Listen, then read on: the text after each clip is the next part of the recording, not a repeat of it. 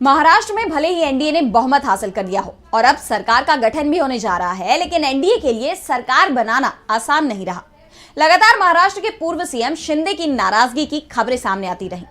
इस बीच उद्धव ठाकरे का बड़ा दावा सामने आया है, जिससे महाराष्ट्र की राजनीति में हलचल तेज हो गई है।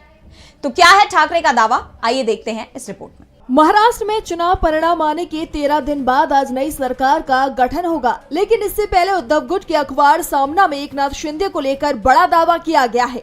सामना अखबार में दावा किया गया कि महाराष्ट्र चुनाव के बाद एकनाथ शिंदे की इच्छा थी कि उन्हें एक बार फिर से मुख्यमंत्री पद का मौका दिया जाए, लेकिन बीजेपी ने इस प्रस्ताव को ठुकरा दिया। लेकिन एकनाथ शिंदे कुर्सी छोड़ने के लिए तैयार नहीं थे। उन्होंने हार नहीं मानी और 28 नवंबर को वो दिल्ली में गए, जहां केंद्रीय गृह मंत्री अमित शाह के घर पर बैठक हुई तो शिंदे वहां अमित शाह के सामने गिड़गिड़ाए कि उन्हें कम से कम 6 महीने तक सीएम बने रहने दिया जाए। उन्होंने कहा कि अगर पूरे कार्यकाल के लिए सीएम पद देना संभव नहीं है तो शुरुआती 6 महीने तक ये पद दिया जाए। शिंदे के इस प्रस्ताव को अमित शाह ने खारिज कर दिया। उन्होंने कहा कि इससे गलत मिसाल कायम होगी, इससे प्रशासन पर भी विपरीत प्रभाव पड़ेगा।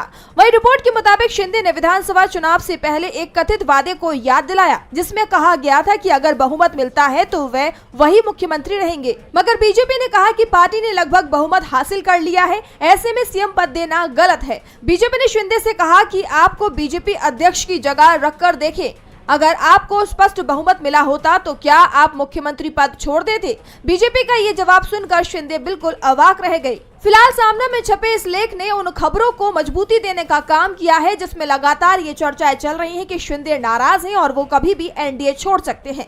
ऐसे में देखना होगा कि आने वाले समय में महाराष्ट्र की सियासत किस ओर करवट लेती है।